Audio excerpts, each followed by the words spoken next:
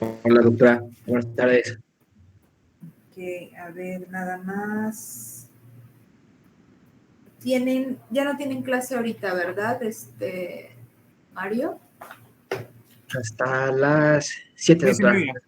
10:30. Sí. Ok. Gracias.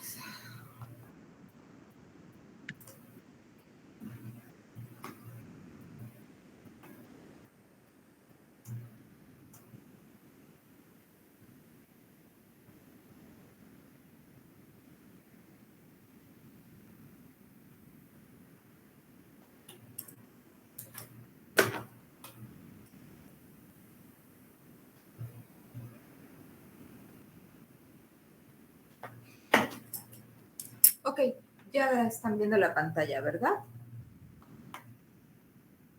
Sí, doctora. Sí. Bien. Bueno, hoy vamos a iniciar mama, doctores. Va a ser el último tema que veamos en el semestre y entonces sería la última parte de la cual haríamos el segundo examen. ¿De acuerdo? Perfecto, muchas gracias. O quieren quieren que la segunda parte sea ganglio y mama. O solo mama. Sí, ¿Lo platican y me avisas? sí, doctora. Muchas gracias. Ok. Entonces ya platicaste con ellos, ¿verdad, Mario? De cómo se tienen que organizar para el examen y para programarse para la segunda parte. La segunda parte. Sí. Sí, la segunda parte del ordinario, o sea, el segundo examen. Ok. Sí. ¿Sí? Ok. Bueno, entonces ya nada más me confirmas fechas y si la segunda parte quieren que sea mama sola o que sea con ganglio, ¿sale? Por favor, Mario. Perfecto, doctora. Gracias. Ok. Bueno, entonces empezamos, doctores. Esta presentación es una presentación que hicieron unos compañeros de ustedes de unos semestres previos. Se las presento porque tiene muchas imágenes, le pusieron muchas imágenes que están bonitas, ¿ok? Yo les voy a ir dando el tema, no copien lo que está escrito, por favor, ¿de acuerdo? Entonces, empezamos dando anatomía, doctores. Recuerden ustedes que las mamas, las glándulas mamarias son unas glándulas, doctores. Las tenemos hombres como mujeres y son bilaterales, doctores. Y van a estar formados, la mama básicamente, en la mujer está desarrollada, en el hombre no, doctores, ¿ok? Entonces, es básicamente tejido adiposo, doctores, y vamos a tener conductos, lobulillos, y en la porción terminal, doctores, el conducto con los lobulillos se llama lóbulo, ¿de acuerdo? Entonces, los hombres tienen esta parte también sin que estén desarrollados, ¿sí? Porque no son funcionales en el hombre las mamas realmente, pero como tienen el mismo componente histológico, obviamente, doctores, es importante que lo sepan, es un sitio para que se puedan originar, sobre todo las neoplasias malignas, ¿de acuerdo? Hablando de carcinomas. Bueno, entonces, todos los conductos, doctores, se conocen como conductos galactóforos porque lo que van a conducir va a ser la leche. ¿Ok? Se produce la leche y se conduce a través de los conductos galactóforos hacia el pezón, que es el sitio de salida, ¿de acuerdo? Anatómicamente, doctores, la mama como región anatómica se puede dividir en cuadrantes. Todos identificamos esta porción, el pezón y la areola. Juntos se conocen como complejo areola-pezón. Ahora bien, tomando en cuenta el complejo areola-pezón, sobre todo el pezón, doctores, trazamos dos líneas, una horizontal y una transversal, y dividimos a la mama en cuadrantes. La línea horizontal lo divide en superiores e inferiores y la línea transversa lo divide en internos y externos. Luego entonces, al tener ambas líneas, tenemos 4 cuadrantes y entonces tenemos superior interno y externo, inferior interno y externo, doctores. La mama como tal, doctores, es esta zona, solo esta región. Vean, si se fijan las figuritas, en la mayoría de las figuras les ponen el brazo levantado. ¿Por qué? Porque es como podemos identificar mucho mejor la mama, se tensa el tejido y se puede explorar mucho mejor. Y luego entonces, haciendo este movimiento, doctores, identificamos en la porción terminal yendo hacia axila, que es otra zona, otra región anatómica, doctores, identificamos esta porción terminal que se conoce como cola de Spencer. Si bien es cierto, la cola de Spencer ya no tiene lóbulos, doctores, sin embargo, podemos encontrar que durante la migración, durante el proceso embrionario, hayan quedado algunas células que puedan formar conductos o lobulillos en esta zona y entonces podamos tener neoplasias que se originen en cola de Spencer y que hagan pensar que se originaron inicialmente en la glándula mamaria, pero correspondan a tejido mamario de la cola de Spencer, doctores. Ok, entonces tenemos la parrilla costal, tenemos los músculos pectorales, mayor y menor, doctores. La mama, que les decía yo, es prácticamente tejido adiposo. Cuando una mama es normal, doctores, si nosotros la cortamos, vamos a ver solo tejido adiposo, no vemos otra cosa macroscópicamente. Al verlo al microscopio, doctores, sí identificamos ya los conductos, los lobulillos o lóbulos ya normales, doctores, ¿ok? En una mama normal. Microscópicamente, ¿qué es lo que vemos en un conducto, doctores?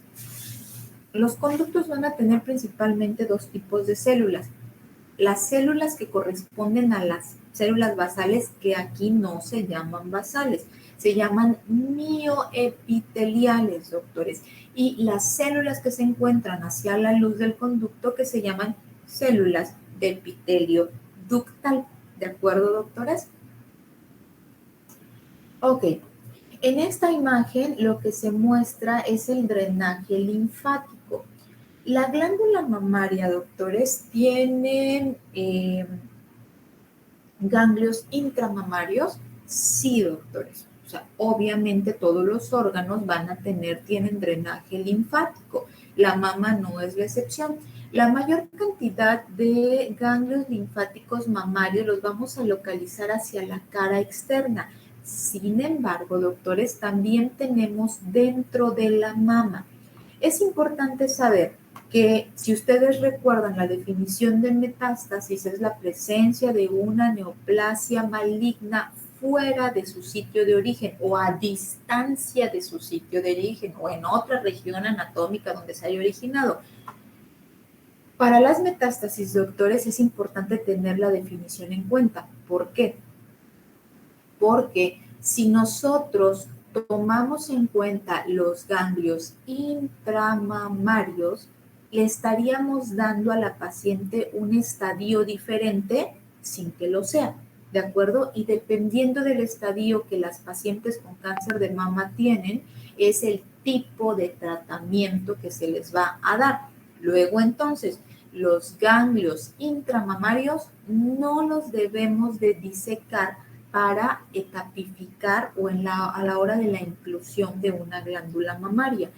Los únicos ganglios que debemos disecar, doctores, son los ganglios de la axila. ¿Por qué? Porque la axila es una región anatómica diferente a la mama. ¿Ok?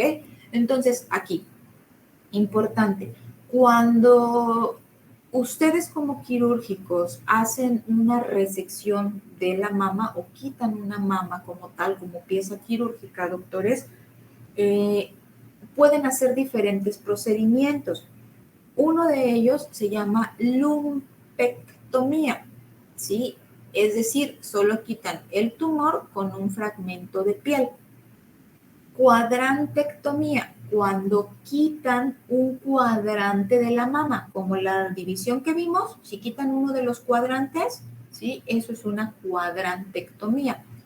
Tumorectomía es que solo quitan el tumor, doctores. Si ya van a quitar la mama completa,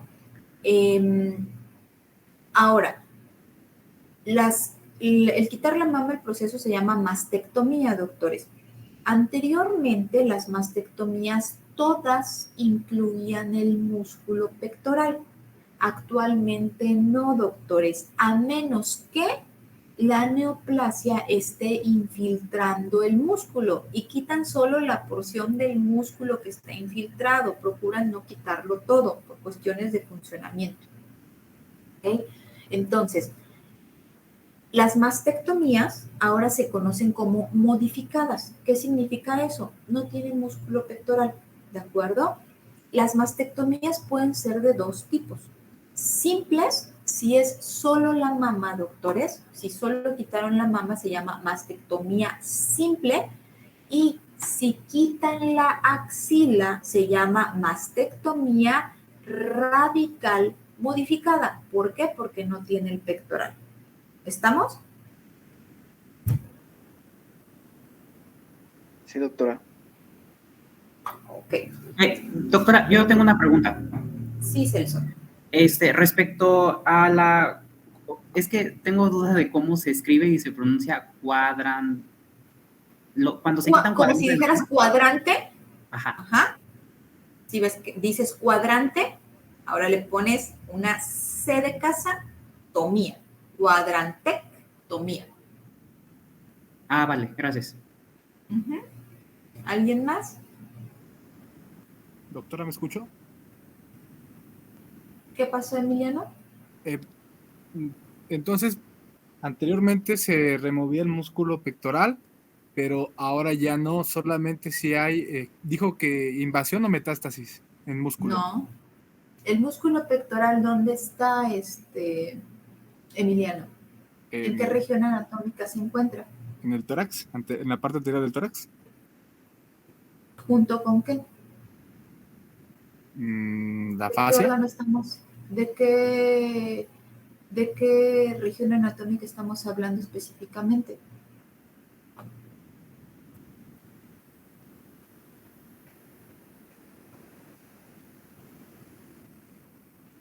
¿Qué tema estamos viendo, Emiliano? Glándula mamaria. Ok, estamos viendo mama. Entonces, el pectoral es básicamente posterior a la mama. ¿Ok? Entonces, no puedes decir que es una metástasis porque estás en el mismo sitio anatómico. Una metástasis, repíteme la definición de metástasis, Emiliano, por favor. Es la presencia de células neoplásticas fuera de su origen. No, fuera de su origen, no. Te falta una palabra. Fuera de su sitio de origen, ¿no? Fuera de su sitio de origen, ¿ok? Tienes que decir una metástasis, doctores, o sea, tenemos que ver las células neoplásicas fuera del lugar donde se originaron, ¿ok? Les explicaba hoy, por ejemplo, a sus compañeras que rotaron. Las neoplasias, doctores, por ejemplo, como en el caso de la mama o en el caso de tiroides, si nosotros vemos, por ejemplo, esta mama, si la neoplasia se origina en este cuadrante, ¿sí? Y nada más hay neoplasia ahí, decimos en qué sitio se originó. Localización, cuadrante superior interno. Pero si nosotros en este mismo cuadrante vemos 3 nódulos, en este mismo cuadrante, a eso se le llama multicéntrico. O sea, es el mismo, multifocal. Es el mismo lugar, pero tiene varios focos neoplásicos, pero en el mismo sitio, en el mismo cuadrante. Si vemos que tiene neoplasia aquí, neoplasia acá, o sea, que abarca más de 2 cuadrantes, eso se llama multicéntrico, ¿de acuerdo? Pero si estamos hablando que la neoplasia se originó aquí como tal, como sitio anatómico, y el pectoral está en el mismo sitio anatómico, eso no puede ser una metástasis porque estamos en el mismo lugar. ¿Sí, Emiliano? Muy bien, sí. Lo único que pasa es que si la neoplasia empezó aquí, creció de más y se extendió, y a eso le llamamos infiltración. Cuando es por contigüidad, se llama infiltración en el caso de los carcinomas, ¿de acuerdo?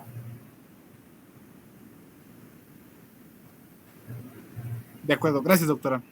¿Sí? ¿Alguien más? Doctora, ¿qué había mencionado que era la lumpectomía? Quitas el tumor, pero te llevas un fragmento de piel. La tumorectomía es solo el tumor, ¿ok? La lumpectomía te llevas el tumor y un fragmento de piel. Gracias. ¿Sí? ¿Alguien más? Doctora, una duda. ¿Lo de la tumorectomía sería lo de biopsia excisional o son cosas diferentes? Sí, pero en mama es una biopsia excisional, sí, pero en mama no se le llama así, en mama se le prefiere llamar tumorectomía, ¿de acuerdo? Entonces, cuando vimos tipos, bueno, no es cierto, con ustedes no vi tipos de biopsia, se lo vieron con el doctor Villegas. Cuando se les da o cuando les damos la clase de tipo de biopsia es para que ustedes más o menos puedan hacer la diferencia o distinguir qué tipos de estudios se pueden hacer. Obviamente ya cuando ustedes lleguen a la parte de cirugía o con cada una de las materias que van a ir tomando ya de las clínicas, la parte quirúrgica, doctores, se van a ir dando cuenta que a lo que sería algo excisional le dan un nombre especial dependiendo de la región anatómica donde se encuentren, ¿de acuerdo? Muchas de las biopsias excisionales, doctores, o de lo que nosotros llamamos biopsias excisionales, terminan siendo resecciones. ¿Sí? Sí, doctora, gracias. Y ya van, dependiendo de la materia en la que vayan, otorrino, oftalmo, onco, van a ir viendo cómo se les da nombres diferentes y ya nada más para que ustedes puedan identificar y digan, bueno, esta era una biopsia incisional, esto es una biopsia excisional. ¿Por qué? Porque estamos quitando toda la lesión y estamos dejando márgenes libres. ¿Alguien más, doctores?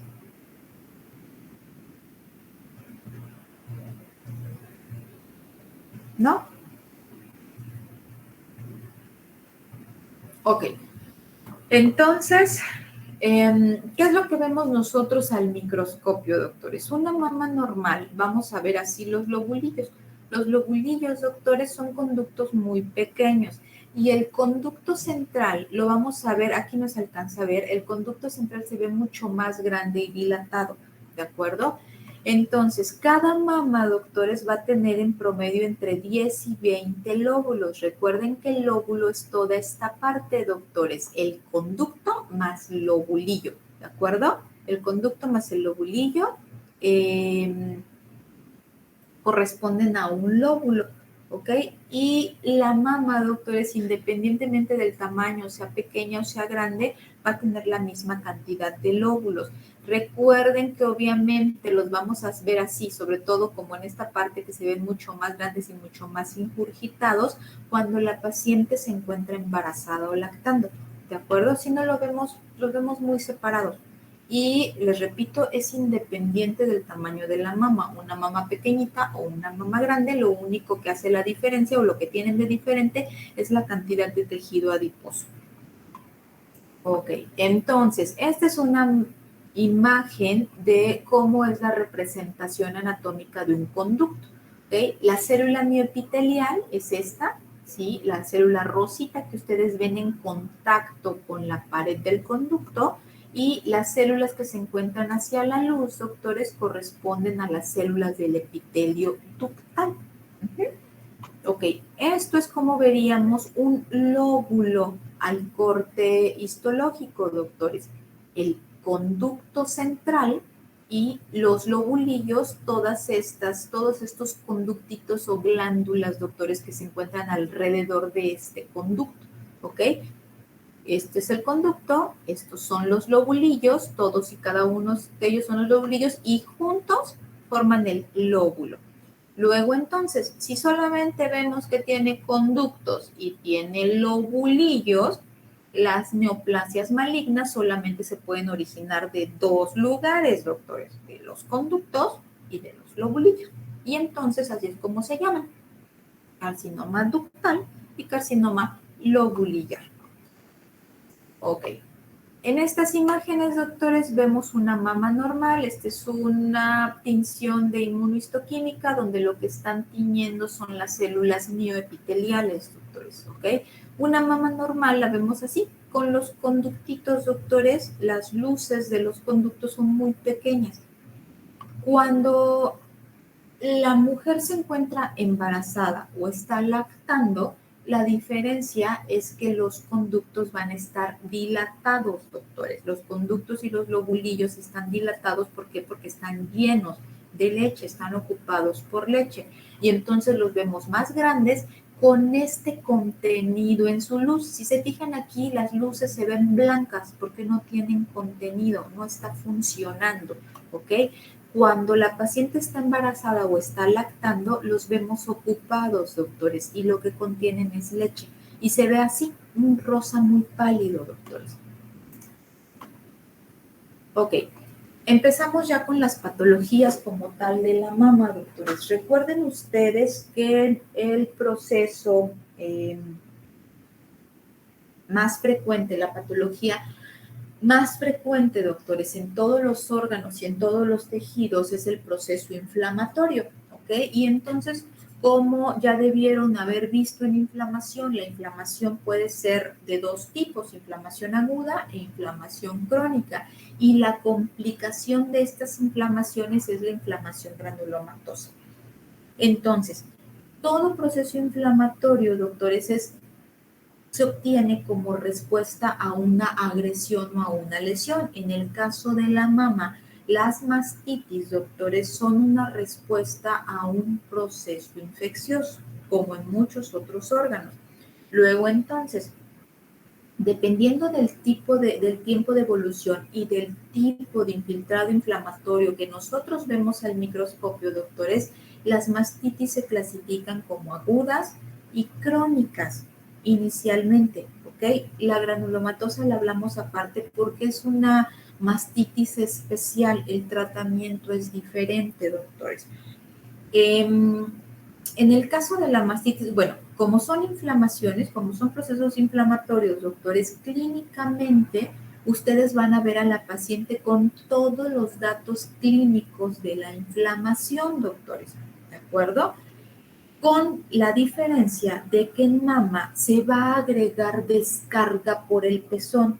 La mayoría de las mastitis, doctores, se van a presentar con descarga a través del pezón y la paciente les puede referir que la descarga que tiene es de color blanco o que es amarillenta o que es verde o que es como si fuera gris, como si fuera pus, así se los van a referir las pacientes. Y eso es habitualmente algo que se ve en los procesos inflamatorios. La forma o cuando ya se preocupan o se deberían de preocupar ustedes es cuando la descarga es sanguinolenta, es decir, que tiene un tinte hemático, doctores. Habitualmente cuando tiene un tinte hemático está asociado a formación de papilomas o carcinomas, ¿ok? Bueno, entonces si nosotros vemos un infiltrado inflamatorio en los conductos con predominio de neutrófilos, doctores, eso se llama mastitis aguda. Si el infiltrado inflamatorio, doctores, tiene predominio de linfocitos, macrófagos o pocas veces llegamos a ver alguna célula plasmática, doctores, corresponde a una mastitis crónica. Sobre todo lo que vemos es combinación de linfocitos y de macrófagos, doctores.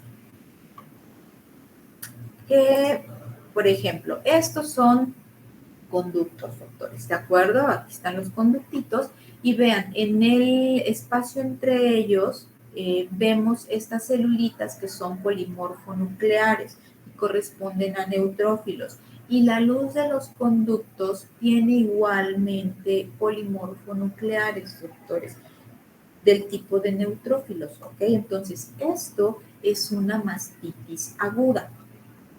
En la mastitis crónica, les decía yo, lo que vamos a ver es infiltrado inflamatorio de linfocitos y de macrófagos porque son las células de la inflamación crónica. Ok. La otra mastitis, el tercer tipo de mastitis, hay muchas más mastitis, doctor. Hay muchos más tipos de mastitis. Ustedes ya debieron haberlo leído en el libro. Les menciono eso porque son las comunes, aguda y crónica, doctores, y esta porque requiere una mención especial. ¿Por qué? Porque clínicamente, doctores, una mastitis granulomatosa, una mastitis crónica granulomatosa, doctores, clínicamente puede simular un carcinoma, ¿ok? Existe un carcinoma que clínicamente se conoce como inflamatorio, carcinoma inflamatorio. ¿Por qué? Porque da este aspecto a la mama, doctores. Las mamas son eritematosas, con áreas aumentadas de consistencia y que puede tener retracción del pezón, la piel en naranja y todas las características clínicas, doctores. Pero cuando nosotros vemos el corte al microscopio, doctores, vemos que corresponde a conductos, doctores, que están rotos y que han extravasado su contenido. Y entonces vemos que puede haber inflamación mixta, pero vemos formación de granulomas con células gigantes multinucleadas tipo cuerpo extraño. Los granulomas que se forman en la mastitis granulomatosa, doctores, son granulomas no caseificantes. ¿Por qué? Porque si son granulomas caseificantes, como ustedes ya vieron en inflamación, hablamos automáticamente de que eso es una tuberculosis. Sucede muy a menudo que los clínicos, doctores, cuando les damos el nombre de mastitis granulomatosa, ellos sospechan que pudiera ser una tuberculosis. La tuberculosis en mama no es tan frecuente, doctores, representa menos del 1% del total de las mastitis que se puedan ver. Cuando nosotros hablamos de mastitis granulomatosa, es un proceso que habitualmente está asociado con la ruptura de un conducto por un proceso inflamatorio previo, doctores. En pocos casos van a estar asociados con alguna enfermedad autoinmune. En realidad lo que sucede es que es una respuesta por destrucción de conductos, doctores. Las pacientes con una mastitis granulomatosa, en pacientes con mastitis aguda y crónica, ustedes les dan un antibiótico y les dan un antiinflamatorio y la paciente va a responder bien. Al cabo de 2-3 semanas, la paciente va a estar mucho mejor, doctores. Una paciente con una mastitis granulomatosa, ustedes le dan este tratamiento y la paciente no va a tener mejoría, doctores. No remiten ni siquiera los datos clínicos de inflamación. La paciente incluso empeora, doctores. Entonces, el tratamiento, el diagnóstico de mastitis granulomatosa es imperante realizarlo al microscopio. ¿Por qué? Porque el tratamiento para estas pacientes es con esteroides, doctores. Entonces, mientras que en las pacientes con mastitis aguda y mastitis crónica el tratamiento es un antiinflamatorio no esteroideo, doctores, en las pacientes con mastitis granulomatosa el tratamiento debe hacerse con esteroides. Y el tratamiento es prolongado, doctores. Las pacientes requieren tratamiento por periodos largos de tiempo y ni siquiera van a remitir por completo. Cuando ustedes notan que la paciente ya empieza a tener mejoría, es tiempo de que la sometan a resección quirúrgica. Tienen que ir y quitarle la zona que ustedes ven que tiene lesión. Y se envía a patología y les tenemos que reportar en las mastitis granulomatosas cómo están los límites quirúrgicos, a pesar de ser una lesión benigna. ¿Por qué?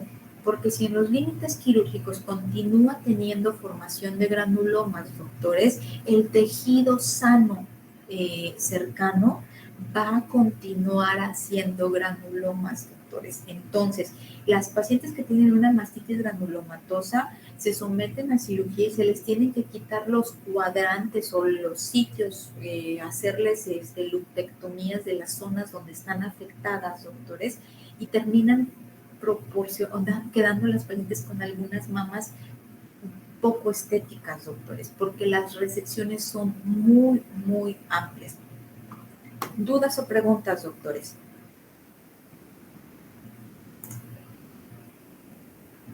Yo, doctora. Diego. Dijo que, sí, doctora, que histológicamente en la mastitis granulomatosa se observan células gigantes de tipo extraño y granulomas no caseificantes, ¿verdad? Sí. Gracias. Sí. ¿Alguien más?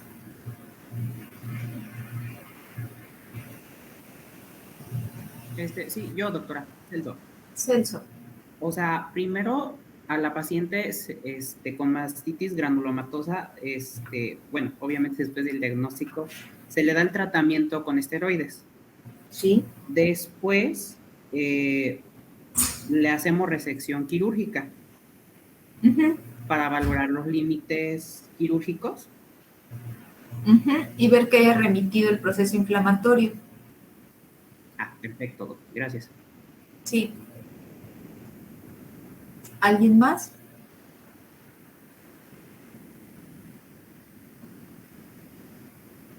¿No? Bueno. Doctora, entonces, habíamos quedado que era... ¿Otra vez, Emiliano, no te escuché? Perdón, doctora, sí, habíamos quedado que era por la destrucción de los conductos. Una respuesta por la destrucción de los conductos. En la mayoría de los casos.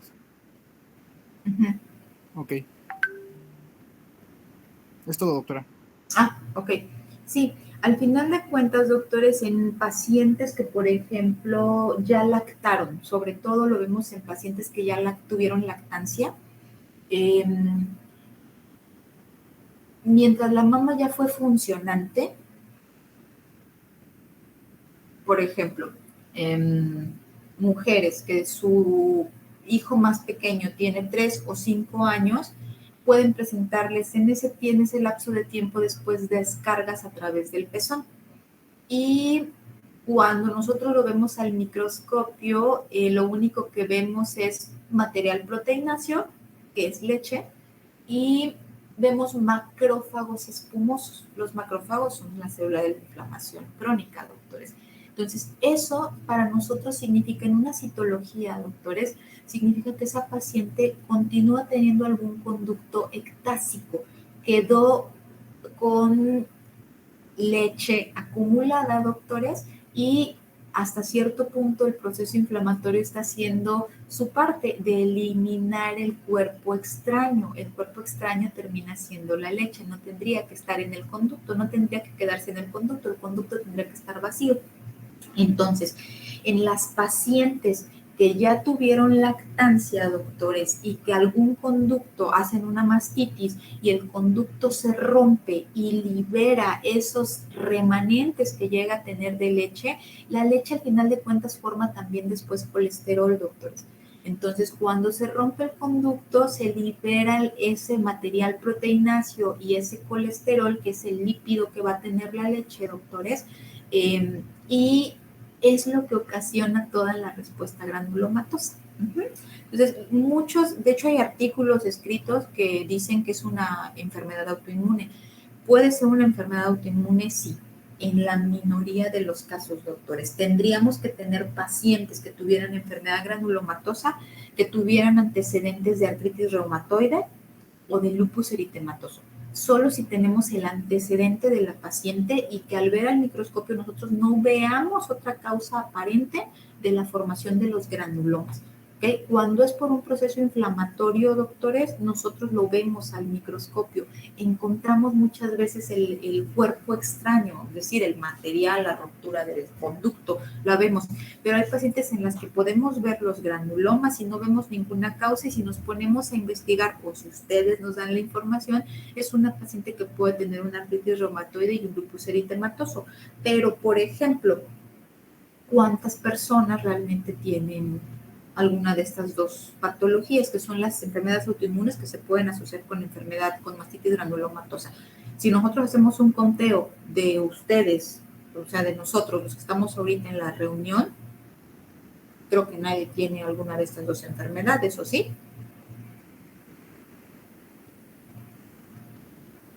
No. Creo que no. Entonces, ¿por qué? Porque no son tan comunes como si fuera realmente un proceso inflamatorio agudo o crónico. Entonces, ¿hay artículos publicados? Sí. ¿Puede haber pacientes? Sí. Son la minoría. ¿De acuerdo? Ok. ¿Sí, Emiliano? Muy bien, doctora. Gracias. Qué ¿Sí? amable. ¿Alguien más?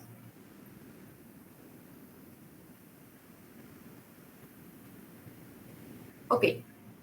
Entonces, en las lesiones de mama, doctores, se clasifican inicialmente, clínicamente, doctores, las clasifican como proliferativas y no proliferativas. ¿A qué se refieren o qué se entiende como proliferativas? Proliferativas significa que va a ocupar espacio en el conducto, que va a ocupar casi la totalidad del conducto, que va a disminuir la luz de ese conducto. Las no proliferativas son todos aquellos cambios que van a mantener la luz del conducto intacto, ¿de acuerdo? Pero eso es clínico, doctores. Para nosotros, histológicamente, doctores, o patológicamente, dentro de lo que ustedes conocen como enfermedades no proliferativas, tenemos la más frecuente es la mastopatía fibroquística. La mastopatía fibroquística es una entidad histológica, doctores, que debe de cumplir 3 requisitos que por separado también podemos diagnosticarlos. Si tenemos estos 3 cuadros histológicos, se llama mastopatía fibroquística. Si no, si vemos 1 o 2 de ellos, le damos solamente el nombre del cambio histológico que estamos viendo. Una mastopatía fibroquística, doctores, debe de tener ectasia ductal, metaplasia apócrina y fibrosis o hialinización del estroma, doctores. ¿Ok? Entonces, una metaplasia apócrina, doctores, es lo que ustedes ven en esta imagen. Se ve, por ejemplo, esto es un conducto y el conducto está más grande de lo normal, está dilatado, está ectásico. Esto como tal se conoce como ectasia ductal. Por ejemplo, este que está arriba está más grande de lo normal y su revestimiento es normal. Entonces, esto es un conducto ectásico, una ectasia ductal. Pero estas imágenes que ustedes ven aquí, los conductos, además de estar dilatados, están revestidos por estas células que su citoplasma es amplio, es eosinófilo, doctores, pero aparte de todo, producen secreción y las secreciones hacia la luz del conducto. Estas células corresponden a células apócrinas. Las células apócrinas no son propias de los conductos. Luego, entonces, si hay células apócrinas y no están ahí, eso se llama metaplasia, doctores. Es una metaplasia apócrina. Y este espacio que ustedes ven, la celularidad está muy disminuida y se ve más eosinófilo de lo normal. Esto es hialinización o fibrosis del estroma, doctores, y juntos corresponden a lo que se conoce como mastopatía fibroquística, ¿ok? Los quistes, doctores. Los quistes son otra de las patologías que vemos y en los quistes solamente vamos a ver el conducto dilatado, de hecho muy dilatado porque lo alcanzamos a ver macroscópicamente. Les decía yo que los conductos normales no los vemos al cortar las piezas, no los vemos de manera normal, salvo que estemos cerca del pezón. En el pezón sí logramos ver los conductos. ¿Por qué? Porque acuérdense que los conductos van a descargar ahí y si la paciente ya lactó. Si no, nosotros no los vemos macroscópicamente. Un quiste, doctores, cuando cortamos la mama, alcanzamos a ver macroscópicamente el quistecito, el espacio vacío, el espacio hueco, o que a veces cuando lo cortamos tiene material oleoso o material pastoso que corresponde a formación de colesterol o de queratina, doctores, secundario a la leche. Entonces, los quistes sí los podemos ver macroscópicamente y están revestidos por el epitelio ductal normal, doctores. Entonces, tanto la mastopatía fibroquística o cada una de estas por separado, la metaplasia apócrina, la ectasia ductal y la esclerosis, doctores, o fibrosis del estroma, doctores, produce algo que mastográficamente se llaman microcalcificaciones, ¿ok? Y entonces todas estas lesiones pueden ser, sobre todo la mastopatía fibroquística, la adenosis, doctores, se pueden diagnosticar por la mastografía, a través de la mastografía. ¿Por qué? Porque van a asociarse a microcalcificaciones. Ok. En la adenosis, doctores, la adenosis en realidad lo que significa es que hay un incremento en la formación de los lobulillos. Los lobulillos están aumentados en número, doctores, y ocasionan que el conducto central esté más dilatado. Ok. Dentro de las patologías proliferativas, doctores, tenemos dos que son más importantes. La hiperplasia ductal se llama usual cuando no tiene atipia. Hiperplasia ductal usual, si nosotros les reportamos a ustedes así, hiperplasia ductal usual, significa que no tiene atipia. Y la hiperplasia que tiene atipia se llama hiperplasia ductal con atipia. ¿De acuerdo? Entonces, en la hiperplasia ductal usual, esto es un conducto normal. Y les decía yo, vamos a tener solamente dos células o dos tipos de células en el conducto. Las células miopiteliales que habitualmente se ven muy pocas veces, doctores, en el conducto, y las que van a predominar son las células del epitelio ductal. Este es un conducto con hiperplasia. Si ustedes recuerdan su definición de hiperplasia, doctores, se cumple aquí. Hay un mayor número de células, doctores. ¿Cómo es que nosotros vemos histológicamente la diferencia entre una hiperplasia ductal usual y una hiperplasia ductal con atipia? En la hiperplasia ductal usual, doctores, las células epiteliales o del epitelio ductal tienen variación entre ellas, se ven diferentes, doctores, tienden a verse diferentes entre una y otra, algunas se ven más pequeñitas, otras se ven más grandes, y los espacios que dejan entre ellas los vemos plegados, alargaditos. Es como si ustedes vieran la liga del cubrebocas, ¿ok? Si está suavecita, ¿sí? Yo la puedo doblar y darle la forma que se me ocurra, ¿no? Pero ¿qué pasa si esta no fuera una liga y fuera un alambre? Yo estaría rígida y entonces me costaría más trabajo deformarla y se mantendría así, en una forma, sin moverse, ¿ok? Con esas características nosotros podemos diferenciar una hiperplasia ductal usual y una hiperplasia ductal con atipia. La hiperplasia ductal usual, los espacios que forma son espacios que cambian de su forma, cambian la forma, doctores. Mientras que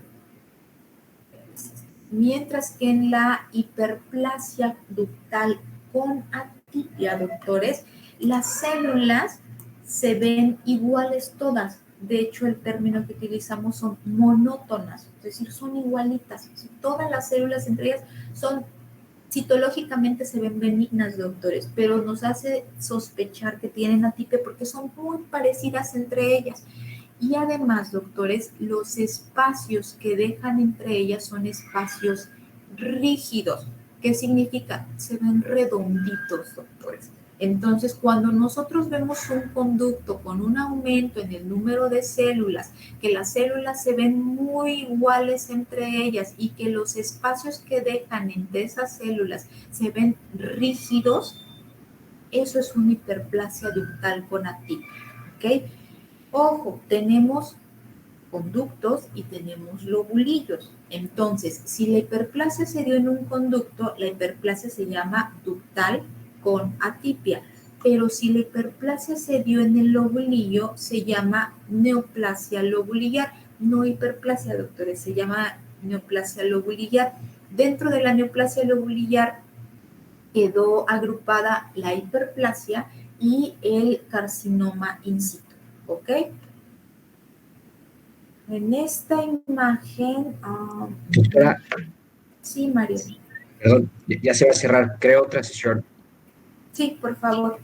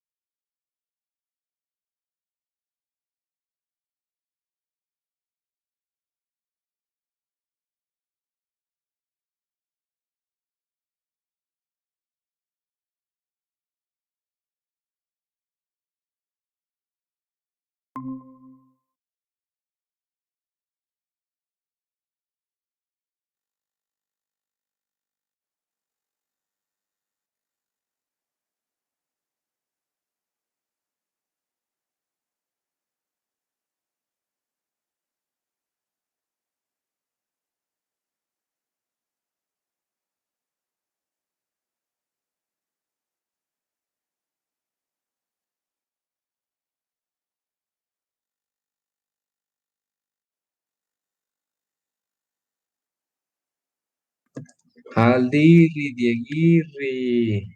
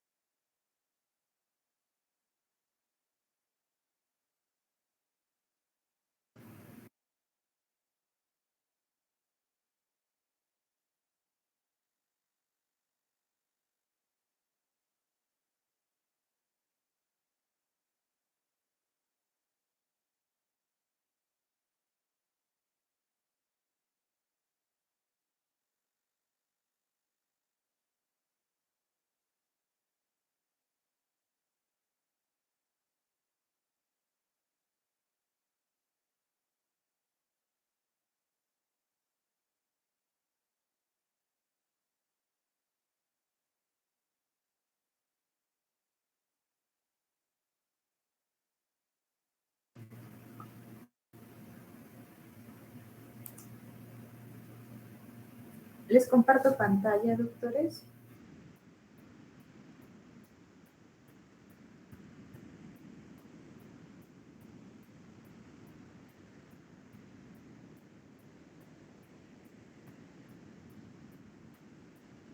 Ya la ven, ¿verdad?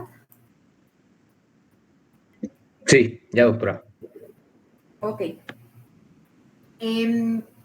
Esta lesión, doctores, la lesión esclerosante radial, o mejor conocida como cicatriz radial, es una lesión benigna, doctores. Pero ¿por qué es importante que la conozcan?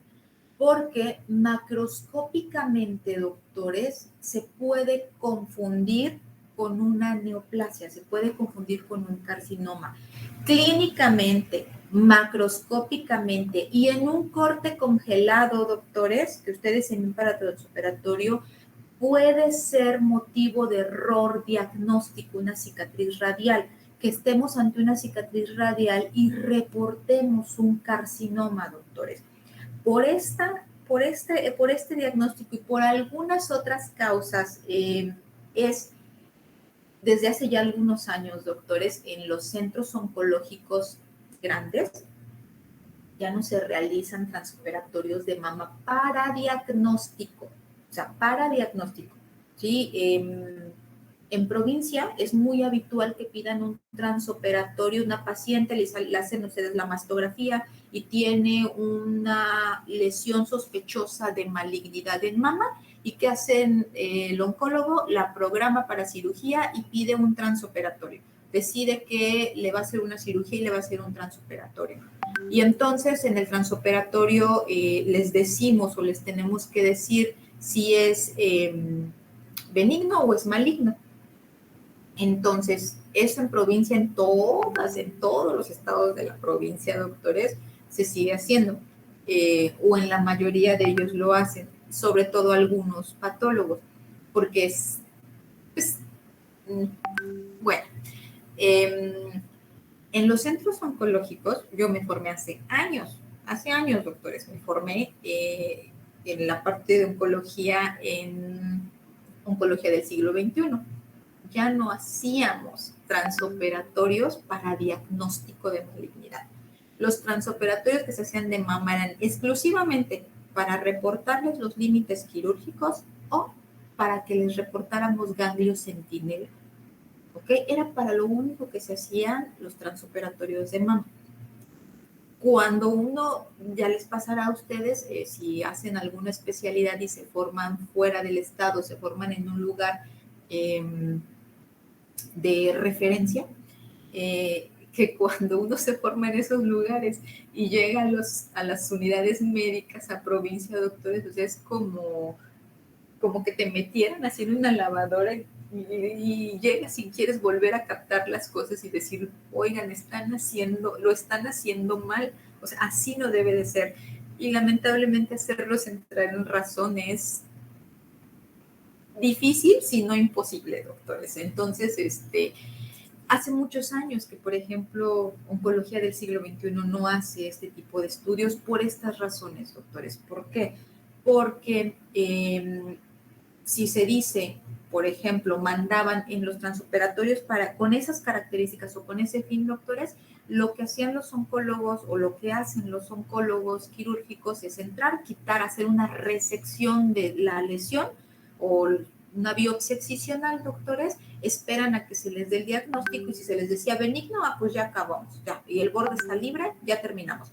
Pero si les decíamos o se les dice maligno, tienen que ir y quitar la mama, doctores. ¿Ok? Entonces, imagínense que era una cicatriz radial y que se reportaba como maligna, se le quitaba la mama a la paciente. Y entonces en el estudio definitivo veías y decías, ah, caray, esto no es un carcinoma, es una cicatriz radial. ¿Qué le dices a la paciente? ¿Qué le explicas? O sea, legalmente no puedes explicárselo. El decir, sí, pero es que esta es una lesión que se puede confundir con un carcinoma, sí, pero pues la confundió porque no sabe. O sea, nos dan la vuelta. O sea, honestamente, o sea, legalmente, el decir se puede confundir, pues no lo hagas. O sea, además, y aunque en los lugares, en los hospitales, se siga haciendo estas prácticas, doctores, de transoperatorios para diagnósticos de malignidad, legalmente, o sea, los abogados, si se ponen a buscar tantito, van a ver que ya no está indicado o que ya no es una indicación la realización de un transoperatorio para definir malignidad, ¿ok?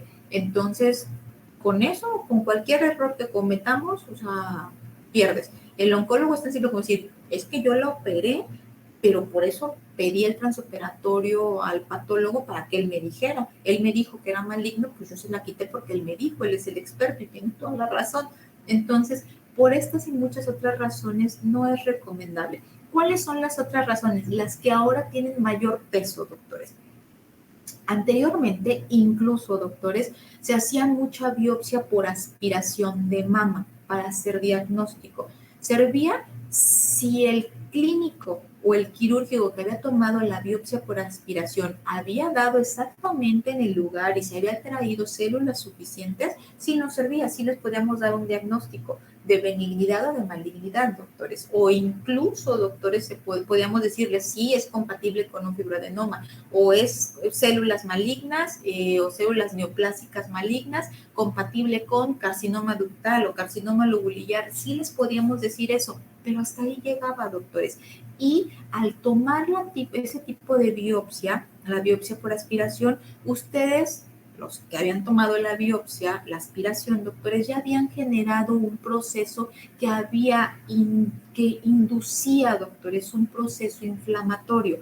Entonces, cuando ya querían entrar a tomar una biopsia, una toma de tejido, no de líquido, doctores, cuando querían entrar a tomar una biopsia, veíamos muchísimo cambio reactivo, doctores, secundario a la toma de la biopsia previa. Ya no era muy útil. Actualmente, doctores, se prefiere para el diagnóstico de las pacientes con cáncer de mama realizar la biopsia por Trucut, que es un tipo de biopsia incisional, doctores. Sirven para que les demos diagnóstico. Y si esa biopsia o esa lesión que tiene la mama, la paciente es maligna, doctores, ese mismo tejido nos sirve para enviarlo a estudios especiales que son receptores hormonales, que son estudios de inmunistoquímica, que sirven para clasificar molecularmente las neoplasias y además para dar tratamiento de quimioterapia adyuvante o neoadyuvante a las pacientes. Entonces es mucho más útil que le hagan una biopsia de mama por Trucut previamente a la paciente, le ofrecen una mayor oportunidad previa al tratamiento quirúrgico, que si entran y quitan y hacemos una cosa mal hecha, ¿ok? Entonces, por eso es importante que conozcan la cicatriz radial. ¿Dudas o preguntas de esto, doctores? Sí, perdón, doctora. No escuché muy bien. ¿Había mencionado que se realizaba por medio del Trucut la biopsia? ¿O qué mencionó? Se recomienda. Ok, lo más recomendable actualmente para lesiones en mama, cuando tú tienes una paciente que se hace su mastografía, recuerden que la mastografía es recomendada a partir de los 40 años en pacientes que no tienen antecedentes familiares de cáncer de mama. Las pacientes que tienen antecedentes de cáncer de mama, doctores, les pueden realizar la mastografía a partir de los 30 años o si se llegan a palpar una lesión sospechosa, ¿ok? Pero si no es a partir de los 40 años. La mastografía, doctores, se reporta con un lenguaje que se llama BIRATS, ¿ok? B de 2 y RATS de radios, ¿ok? Entonces, el BIRATS, doctores, se clasifica del 1 al 5, si mal no recuerdo, y el 4 se subdivide. Entonces, en base a ese BIRATS, ustedes como los radiólogos son los que hacen eso, doctores, les reportan el BIRATS dependiendo de las características radiográficas que tiene o mastográficas que tiene la lesión. Ese BIRATS tiene aparte de dar un diagnóstico, tiene un apartadito o una sugerencia, ¿no? Por ejemplo, dice 4A, 4B, es lesión sospechosa de malignidad. Y el apartadito dice, se sugiere toma de biopsia, ¿ok? Entonces, por eso hay que sabernos las clasificaciones, porque los radiólogos, su obligación nada más es poner BIRATS 3, BIRATS 2, y entonces se supone que nosotros nos tenemos que saber a qué equivale S2, S4, S4A, S4B, ¿ok? Para que más o menos sepamos a lo que se refiere. Entonces, si en una paciente tú le haces una mastografía y te reportan un BIRATS 4, ¿sí? Lo más recomendable es tomarle una biopsia. Te puedes encontrar algunos oncólogos quirúrgicos que pueden decir, ¿sabes qué? Te voy a meter a quirófano y te voy a quitar esa lesión y le hago un transoperatorio para ver si es benigno o es maligno. Pero lo más recomendable actualmente es que a esa lesión, antes de meterla al quirófano, le tomes una biopsia por Trucut. ¿Sí recuerdan qué es el Trucut? Es como el de la manzana, ¿no? Con el que le quitas la... El de la manzana. Ah, bueno, Ese yo no me lo sé. Así. claro, o sea, como cuando le quitas las semillas, sí, te metes la manzana por adentro. Bueno, luego le enseño. Ah, bueno, mejor me enseñas porque no sé qué es eso. Ok. La biopsia por Trucut también se conoce como biopsia con aguja gruesa o biopsia con aguja de corte. ¿Ok? Lo que hacen es, a ver, esperen, déjenme les hablo. ¿Sí, sí les mostró eso el doctor Villegas? Sí, Sí, a ver, entonces, ¿qué vieron del Trucut?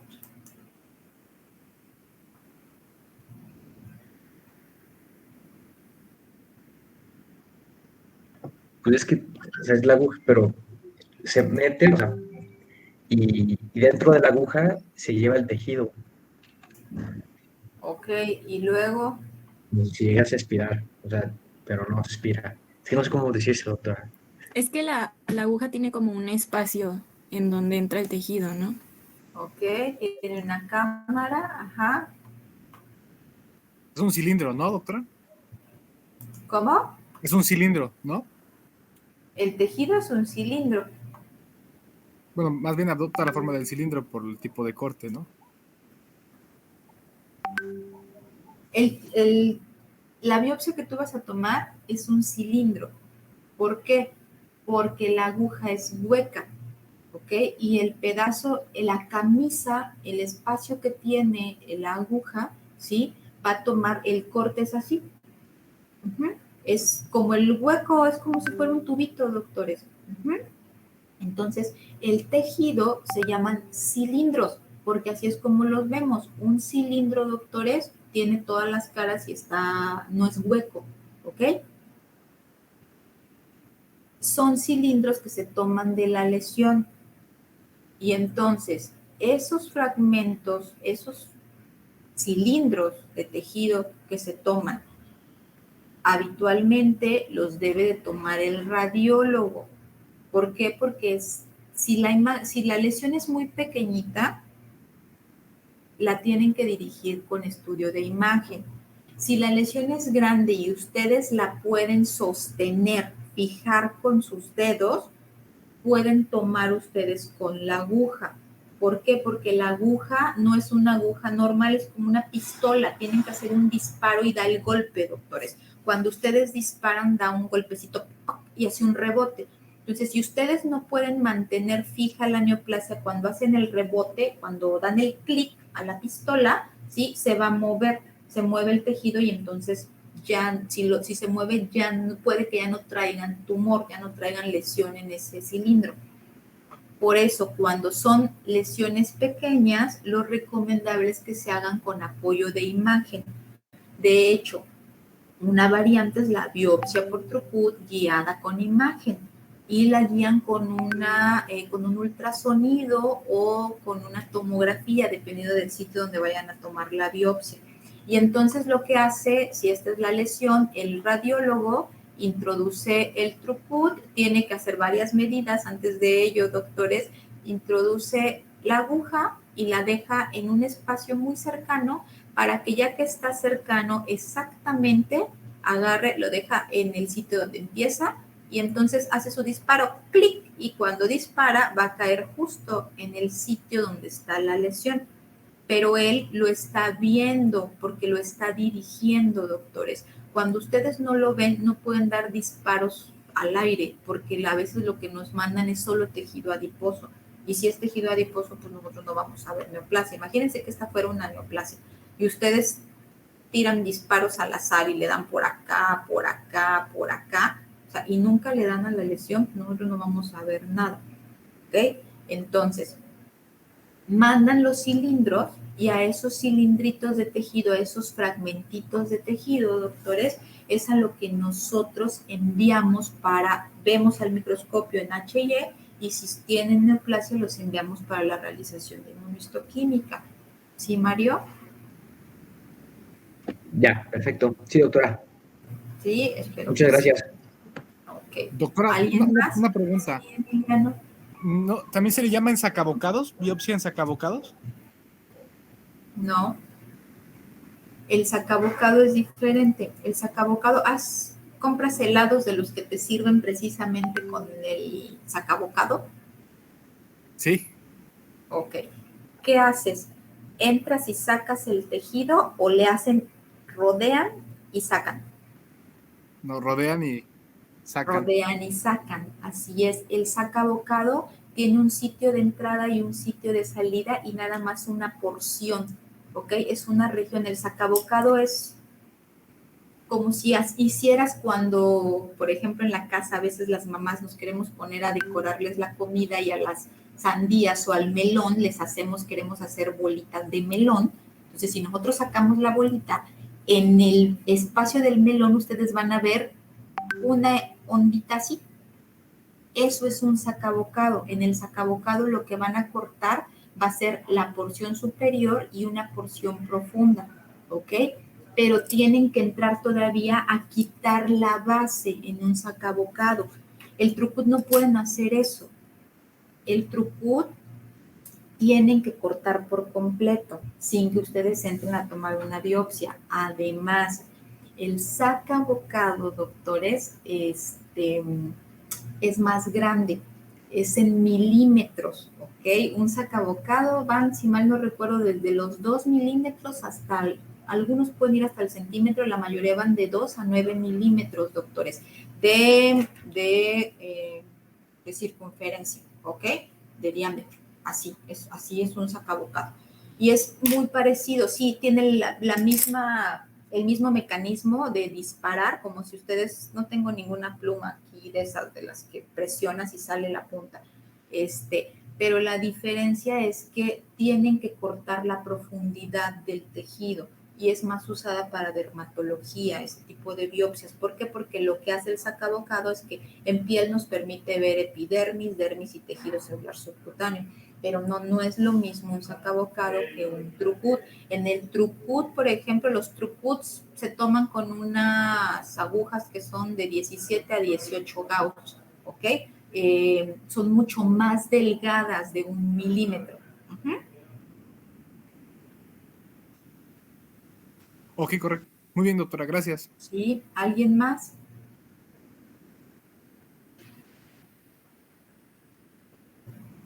¿No? Ok. Entonces, la siguiente lesión que sí entra de las proliferativas, doctores, es el papiloma. El papiloma, doctores, es una de las primeras causas que ocasiona descargas sanguinolentas a través del pezón, ¿ok? Entonces, el papiloma, doctores, esto es un papiloma verdadero.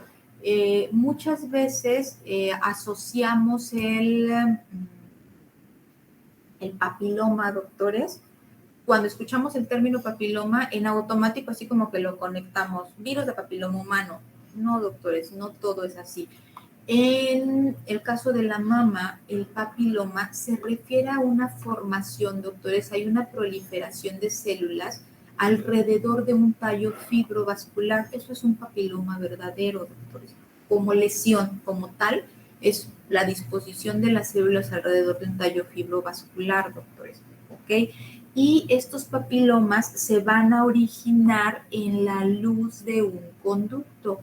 Es por eso que la paciente puede tener descargas sanguinolentas. ¿Por qué? Porque al moverse o al presionarse ese conducto lesiona el tejido y puede ocasionar sangrado. Y es un sangrado mínimo, no crean que les va a salir así sangre por el pezón a las pacientes, sino que el líquido que le sale se empieza a pintar rosadito o como si fuera casi mi blusa, ¿no? Se empieza a ver de un color así y eso es hemático, doctores, para ustedes, para que más o menos lo identifiquen. Entonces, ¿cuál es la importancia de un papiloma, doctores? Que los papilomas pueden ser benignos o pueden tener atipia. Y esa atipia, cuando la atipia es severa, doctores, se transforma en un carcinoma papilar. Es una variante del carcinoma ductal, el carcinoma papilar. ¿De acuerdo? Entonces, es importante identificarlo, es importante diagnosticarlo y cuando ustedes quitan una lesión, nos deben de enviar habitualmente marcado el tejido para que les podamos decir cómo quedaron los límites quirúrgicos. Ándale, algo así, Mario. Ah, perdón, doctora, a eso me refería. Sí, es que yo lo conozco como descorazonador. Ok, entonces, los papilomas, doctores, los podemos ver habitualmente en pacientes después de los 35 años, doctores. Y les decía yo, clínicamente, la paciente les va a referir que está teniendo descarga a través del pezón y que les deja manchado el brasier, o si se ponen una pat o algo, se las deja manchado como si fuera sangre, ¿ok? Entonces, esto es lo que ya les mencionaba, que es esta imagen de la hiperplasia ductal con atipia, doctores. Y entonces, en esta figurita vemos cómo es un conducto normal. Tiene solamente 2 capas de células. Recuerden, las miopiteliales y las del epitelio ductal. En doctores, conducto, vemos que hay un poquito más de células, pero no está ocupando la luz por completo. A esto se le conoce como una hiperplasia ductal usual. Cuando el número de células, doctores, está casi ocupando la luz por completo, y les decía yo, si vemos que los espacios entre ellos son flexibles o se pliegan sobre ellos, es una hiperplasia ductal usual. Si vemos que los conductos están redonditos, bien hechos, y las células son monótonas, doctores, es una hiperplasia ductal con atipia. Cuando el conducto en su totalidad está lleno de células, doctores, y si lo medimos y mide más de 2 milímetros, o si no tenemos para medir, ocupa 3 lóbulos completos, eso se llama carcinoma in situ, doctores. Cuando vemos que la luz del conducto, doctores, empieza a tener irregularidades y hay algunas células que se están saliendo del contorno bien redondeado, eso se llama carcinoma microinvasor. Y cuando ya vemos que definitivamente el conducto perdió su arquitectura normal y las células se salen y las vemos infiltrando el estroma mamario, eso es un carcinoma infiltrante. ¿Dudas o preguntas hasta acá, doctores?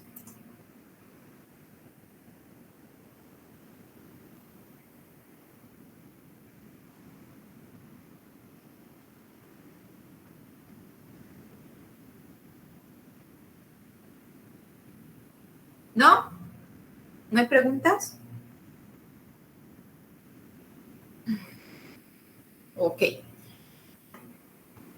Entonces empezamos con las neoplasias benignas. Dentro de las neoplasias benignas, doctores, de la mama, la más frecuente va a ser el fibroadenoma. La característica del fibroadenoma es que es una neoplasia fibroepitelial o una lesión fibroepitelial. Es una neoplasia benigna, por lo tanto es una neoplasia que es bien delimitada, doctores, que va a aparecer en pacientes entre 20 a 30 años, incluso con un poquito más de edad, hasta los 40 podemos encontrar pacientes que tengan fibroadenomas. Su característica, doctores, es que el estroma, es decir, el espacio entre los conductos, aumenta de tamaño, sobrecrece, pero la celularidad no, solamente aumenta el estroma sin células, doctores, y lo vemos benigno. Crece tanto que los conductos los va a plegar, doctores, y los puede hacer que se colapsen, ¿ok? Entonces, tenemos neoplasias en las pacientes, ahí dice de 20 a 30 años, pero tenemos neoplasias en pacientes de menos de 20 años, es decir, que están en pubertad, doctores. Las pacientes que están en la pubertad pueden desarrollar fibroadenomas, sí, se llaman fibroadenomas juveniles, y la característica de estos fibroadenomas son benignos también, doctores, pero como el efecto hormonal en las pacientes en la pubertad es mucho mayor, doctores, los fibroadenomas crecen mucho más rápido y son de un mayor tamaño. Una paciente que se pudo haber palpado un nódulo hoy, cuando vaya con ustedes en 3 o 4 semanas, si cuando se lo palpó medía 1 centímetro, cuando va con ustedes en un par de semanas, ese nódulo puede medir 5, 6 o hasta 10 centímetros. Crecen muy rápido, doctores, ¿ok? Por el estímulo hormonal. La siguiente neoplasia, doctores, es el tumor filodes. En el caso del tumor filodes, doctores, existen 3 variantes: benigno, limítrofe y maligno, doctores. Entonces, en el tumor filodes hay que tener cuidado. El más frecuente, afortunadamente, de ellos es el tumor filodes benigno, y como su libro menciona, tiene un patrón histológico foliáceo. Eso significa en hoja, ¿ok? Entonces, si ustedes ven esto, el espacio blanco es un conducto, y esto que está proliferando es el estroma, doctores, pero da estas formas que recuerdan a hojas, ¿ok? Algunos otros libros les mencionan patrón foliáceo o dice que los conductos toman formas de letras chinas, ¿ok? Por la irregularidad que se produce por la proliferación del estroma y la compactación de los conductos, doctores. Entonces, es importante ya nada más que nosotros histológicamente les podamos hacer el diagnóstico entre un fibroadenoma y un tumor filodes benigno, porque en el fibroadenoma, con que hayan quitado la lesión completa, es más que suficiente. En el tumor filodes deben de dejar límites quirúrgicos libres, porque si los límites quirúrgicos no están libres, es decir, que haya tejido sin lesión, esta paciente puede recidivar el tumor filodes, y a mayor recidiva, mayor riesgo de transformación maligna. ¿Dudas o preguntas, doctores? ¿Cuáles eran los 3 tipos que mencionó, doctora, de tumor filodes? No, en el benigno les dije. Ah, ok. Es el más frecuente, ¿verdad? Sí, es el más frecuente, afortunadamente. ¿Alguien más? Sí, yo, doctora. Dime, Celso. ¿Cómo se pronuncia este último? ¿Filodes o filoides? Filodes. Le puede decir filodes, le puede decir filoides. Lo normal es que en México lo escribamos con F, ¿ok? En Estados Unidos o en otro idioma es PH. Ah, vale, Doctora, gracias. yo nada más por cultura general, leí que antes se le llamaba citosarcoma filodes. No, anteriormente se le llamaba así, o sea, al maligno.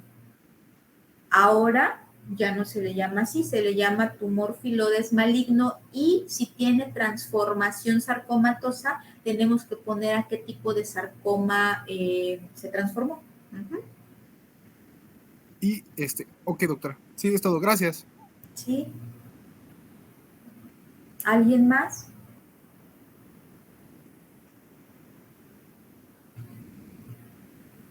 ¿No? Ok. Doctora, Entonces, no sé si lo bien. dijo, pero de rápido. Entonces, la característica histológica que distingue al tumor filodes y al fibroadenoma, ¿cuál es? ¿Cuál era, doctora? Perdón. El filodes tiene un patrón foliáceo. Ok. Gracias, doctora. ¿Sí? ¿Alguien más? Yo tengo otra duda, doctora. Dímele. Había mencionado que un papiloma podría como evolucionar a un carcinoma papilar, pero ¿esto por qué era? Porque tienen atipia. Aquí en el Ah, papiloma no ok. se llama displasia, se le llama atipia, ¿ok? Y la atipia puede ser leve, moderada o severa. Gracias, doctora. En realidad corresponde a una displasia, si tú quieres, pero, ¿ok? Pero no se le llama aquí, en mama no se le llama displasia, se le llama atipia. Sí, doctora, gracias. ¿Sí? ¿Alguien más? Doctora, para el tumor filodes no dio ninguna clasificación. ¿Otra vez? Sí, doctora, que sí, para el tumor filodes no dio ninguna clasificación. Sí, les dije que había 3 tipos. ¿Del filodes? Sí. ¿Quién le repite los tipos a Emiliano?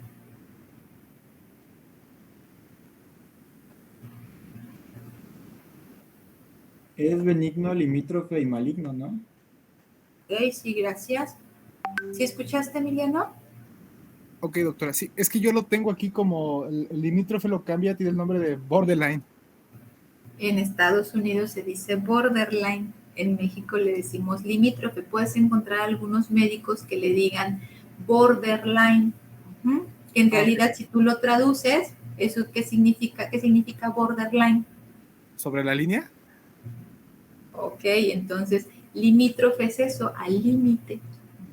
No Ok. es ni malo ni bueno, está a la mitad.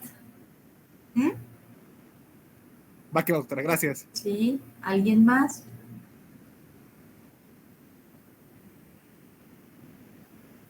¿No? Ok, entonces nos vuelve a tocar clase el miércoles.